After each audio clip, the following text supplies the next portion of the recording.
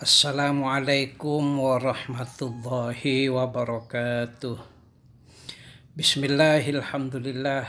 Assalatu wassalamu ala rasulillah Sayyidina Muhammad ibn Abdullah wa ala alihi wa ashabihi wa mawalah. Wa la hawla wa la quwwata illa billahil aliyyil azim. Rabbi syrah li sadri wa yassir li amri wa hlul 'uqdatan min lisani yafqahu qawli. Rabbi yassir wa la tu'assir, Rabbi tammim bil khair wa ba'du. Apa kabar anak-anakku sekalian? Pagi ini mudah-mudahan kalian semua dan tentunya saya juga, mudah-mudahan kita semua senantiasa dalam keadaan sehat walafiat dan tetap berada dalam lindungan Allah Subhanahu wa ta'ala. Ketemu lagi dengan saya. Kalian masih ingat saya? Terima kasih kalau masih mengingat saya. Yang tidak ingat tolong diingat saya ya. Biar timbul perasaan saling menyayangi dan saling mencintai di antara kita. Baik anak-anakku sekalian, kita akan melanjutkan materi pembelajaran fikih. Pada pertemuan sebelumnya kita sudah mempelajari ta'rif atau pengertian fikih. Apa dan bagaimana itu fikih, maka kita sekarang akan melanjutkan dengan ruang lingkup fikih. Nah, ini anak-anakku sekalian, ruang lingkup fikih ada 4. Yang pertama adalah ubudiyah, kemudian yang kedua muamalah, yang ketiga jinayah, yang keempat siyasah syar'iyah. Kita akan pelajari satu persatu apa itu fikih ubudiyah, apa itu fikih muamalah, apa itu fikih jinayah, dan apa itu fikih siyasah syar'iyah dan beberapa contohnya. Kita mulai dari fikih ubudiyah. Fikih ubudiyah adalah hukum Islam.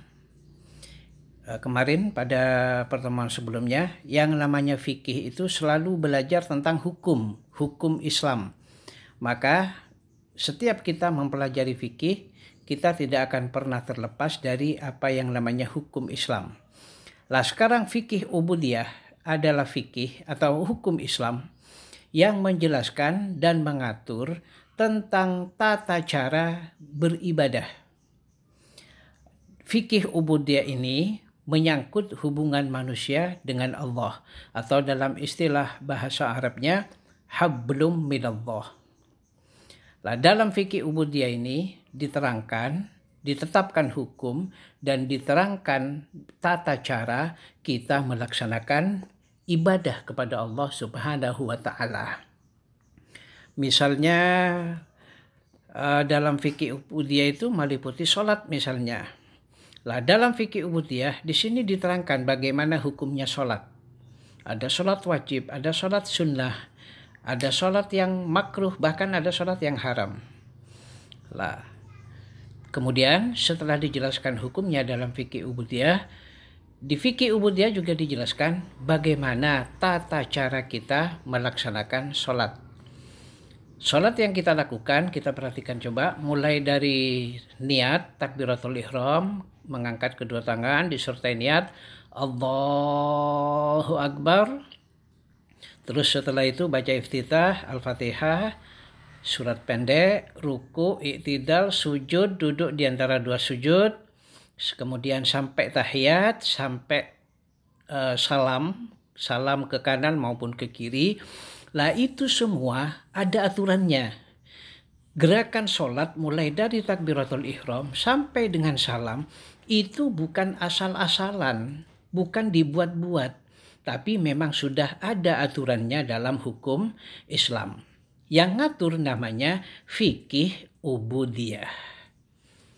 Nah, itu ada ayat Al-Qur'annya, ada hadisnya yang mengatur bagaimana kita melaksanakan sholat. Makanya kalau sholat jangan dipelesetkan. Terkadang kita mendengar istilah gini, apa orang Islam sholatnya pakai jungkir balik segala macam. Kata orang Inggris, ceng no ceng segala macam. Oh, jangan begitu. Itu memang sudah tuntunan Allah. Itu ada aturannya dalam fikih. Jangan dihina itu. Justru itu gerakan-gerakan sholat itu kalau kita hubungkan dengan ilmu kesehatan, justru gerakan sholat itu berfungsi sebagai salah satu cara atau salah satu gerakan yang mendukung kesehatan kita. Itu. Kemudian zakat misalnya. Dalam zakat itu sudah ada hukumnya. Zakat, ada zakat fitrah, ada zakat harta atau zakat mal.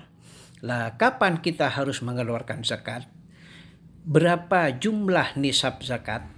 Nisab itu artinya adalah batasan di mana seseorang memiliki harta atau kekayaan yang harus dikeluarkan zakatnya. Ada batasannya. Kalau cuma sedikit gak wajib zakat. Kalau banyak nanti wajib zakat. Itu namanya nisab. Berapa nisabnya zakat? Kemudian dari zakat yang ada itu kita juga harus mengeluarkan sebagiannya dan selanjutnya.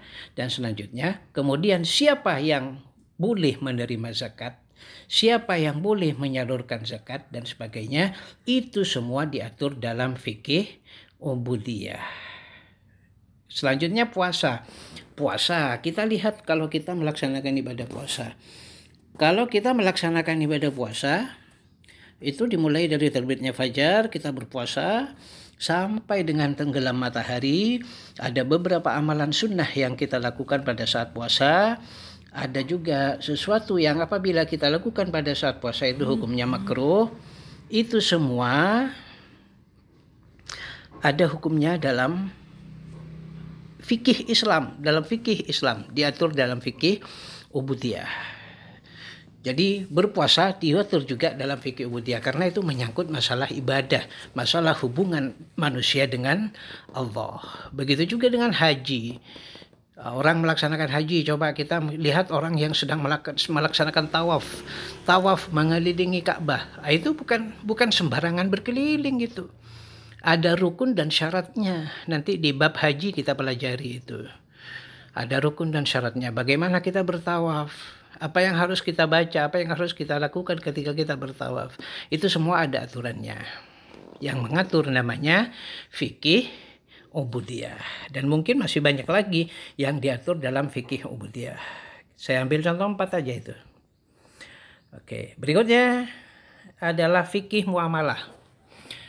Kalau fikih muamalah itu hukum Islam yang membahas dan mengatur tata cara hubungan individu dengan individu lainnya. Dengan kata lain, fikih muamalah ini menyangkut hubungan antar manusia atau sesama manusia. Bagaimana orang Islam yang satu dengan orang Islam yang lain berinteraksi dalam kehidupan sosial, dalam kehidupan bermasyarakat dan sebagainya, itu juga diatur dalam hukum Islam, dalam fikih yang mengatur namanya fikih muamalah. Seperti apa yang diatur dalam fikih muamalah? Apa saja yang diatur dalam fikih muamalah? Ini dia. Jual beli. Ini. Jual beli dalam hukum Islam tidak sembarangan. Ada rukun dan syaratnya jual beli. Ini nanti kalau tidak salah untuk kelas 10 di semester genap nanti bab pertama kita akan belajar tentang jual beli dalam Islam. Ini jual beli dalam Islam diatur.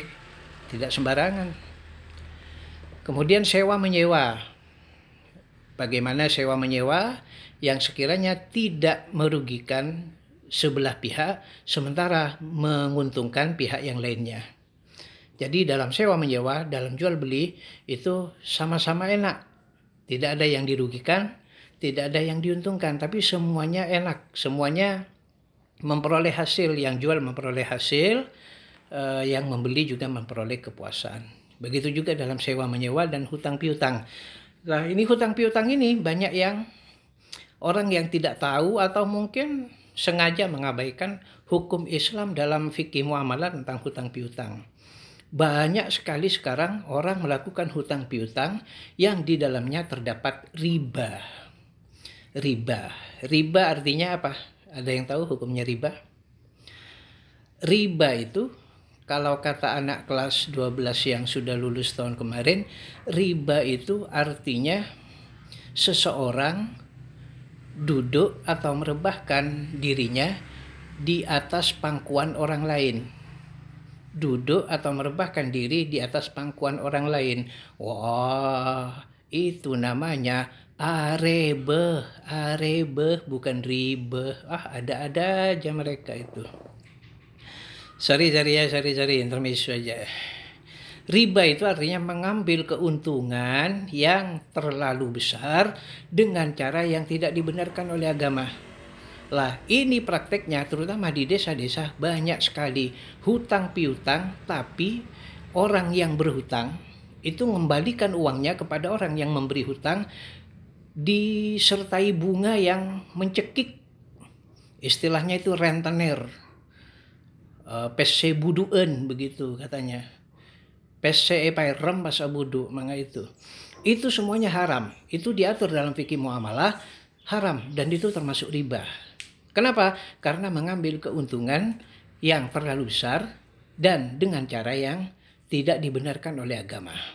Bahkan mengambil keuntungan sedikit pun, tapi kalau caranya tidak dibenarkan oleh agama, itu juga termasuk riba. Lah ini fikih muamalah. Dalam hutang piutang, sewa menyewa, jual beli, gadai mungkin juga nanti.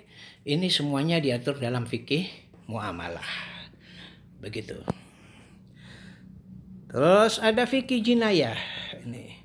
Kalau fikih jinayah itu hukum Islam yang membahas dan mengatur seputar kriminal atau kejahatan.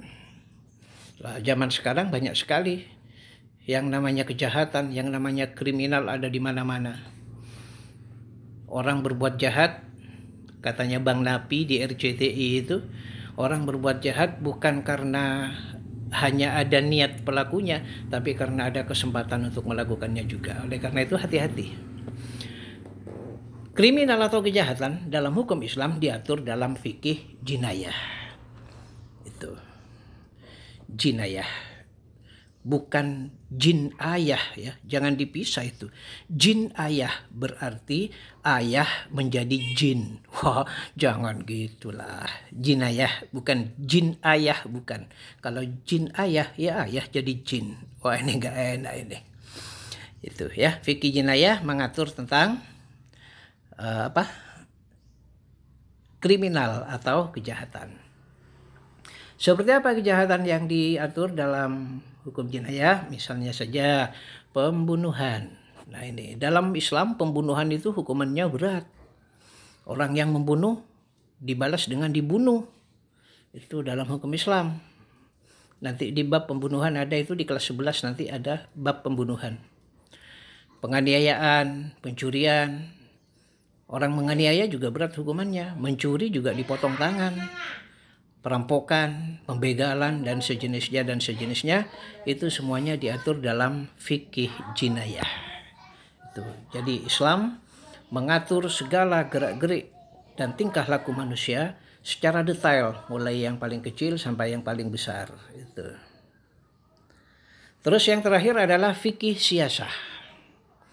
Fikih siyasah itu adalah hukum Islam yang membahas tentang pemerintahan dalam Islam. Membahas dan mengatur tentang pemerintahan dalam Islam. Misalnya saja sistem pemerintahan Islam di negara-negara Islam itu sistem pemerintahannya pakai sistem pemerintahan Islam. Kalau di Indonesia tidak pakai sistem pemerintahan Islam karena Indonesia memang bukan negara Islam, tapi negara Pancasila. Nah, tapi kalau di negara-negara Islam, Pancasilanya itu pakai Al-Quran. Undang-Undang Dasar 45-nya pakai hadis. Jadi mereka sepenuhnya berpegang kepada Al-Quran dan hadis. Makanya kalau ada pelaku kriminal, mencuri, potong tangan. Membunuh, dibunuh. Menganiaya juga dianiaya. Dan seterusnya itu. Fikih siyasah mengatur pemerintahan Islam. Kemudian juga mengatur pengangkatan dan pemilihan pemimpin atau khalifah. Bukan khalifah kelas 10 IPS berapa itu, bukan khalifah itu. Khalifah itu dalam fikih artinya pemimpin atau penerus. penerus kepemimpinan itu disebut khalifah. Kalau khalifah yang dari Cora Jeru itu bukan, lain lagi itu. Dalam fikih siasat juga diatur bagaimana pengangkatan dan pemilihan pemimpin atau khalifah, baik itu presidennya, gubernurnya, bupatinya. Kalau ada bupati biasanya ada Pak Pati. Kemudian kepala desanya atau Pak Tenggina dan selanjutnya itu dalam hukum Islam diatur semuanya, termasuk pemilihan dan pengangkatan wakil rakyat atau yang dalam istilah fikih disebut ahlul halli wal aqdi. Kalau di Indonesia disebut MPR atau DPR. Itu juga diatur dalam fikih siasah. Tuh. Jadi tidak sembarangan. Dalam Islam diatur semuanya. Oleh karena itu, yang tidak mengerti fikih, sebagian ulama mengatakan itu berdosa. Karena kalau sudah tidak mengerti fikih, tidak mengerti hukum, akan banyak pelanggaran-pelanggaran yang akan dia lakukan. Gitu. Sebagian ulama mengatakan berdosa. Sebagian lagi mengatakan tidak berdosa asalkan dia mau belajar. Itu asalkan ada yang mau memperbaiki kesalahan-kesalahan yang ada. Nah, ini akhirnya sampai di tugas ini ya. Itu. Oke, sampai di fikih di 4 ruang lingkup fikih. Mulai dari fikih dari fikih ubudiyah, kemudian fikih muamalah, fikih jinayah, fikih siasah. Lah kalau ada hal-hal yang belum dimengerti, bisa chatting di nomor saya. Bisa chatting atau langsung telepon aja di nomor saya. Nomor saya pada pertemuan pertama minggu yang lalu sudah saya berikan. Kalau belum sempat di save, belum sempat dicatat, bolehlah nanti saya akan minta tolong kepada wali kelas untuk memberitahukan nomor saya lagi. Nanti kalau ada hal-hal yang belum dipaham, hal-hal yang perlu dipertanyakan, boleh chatting langsung ke nomor saya. Itu begitu. Selanjutnya tugas. Ini tugasnya tidak banyak. Tidak seperti minggu kemarin agak banyak. Ini cuma 4 saja. Tulislah ayat Al-Quran atau hadis Nabi. Beserta artinya yang berhubungan dengan 1. Fikih ibadah, 2. Fikih muamalah, 3. Fikih jinayah, 4. Fikih siasah. Masing-masing satu saja. Kamu boleh pakai ayat Al-Quran, boleh juga pakai hadis, salah satunya. Misalnya untuk nomor 1 fikih ibadah, kamu pakai ayat Al-Quran, berarti nggak usah hadis sudah. Kalau pakai hadis, ya nggak usah Al-Quran, cukup satu saja. Fikih muamalah juga gitu. Fikih muamalah pakai ayat Al-Quran atau hadis. Pakai hadis misalnya, ya nggak usah Al-Quran begitu. Jinayah juga begitu. Boleh pilih yang ayat Al-Quran, boleh pilih yang pakai hadis. Ingat beserta artinya. Dan hasilnya kamu kirim ke nomor saya yang akan saya beritahukan ulang. Kalau belum di save, saya beritahukan ulang nanti melalui wali kelas masing-masing. Tuh, satu saja ya, nggak usah banyak-banyak ya. Oke. Akhirnya pertemuan kita hari ini harus kita akhiri sampai di sini. Silakan dikerjakan tugasnya dengan baik. Saya tunggu dalam 1 kali 24 jam. Semoga membawa manfaat dan barokah. Segala kesalahan dan kekurangan saya mohon maaf. Akhirul kalam, wallahul muwaffiq ila aqwamit thoriq. Wassalamualaikum warahmatullahi wabarakatuh.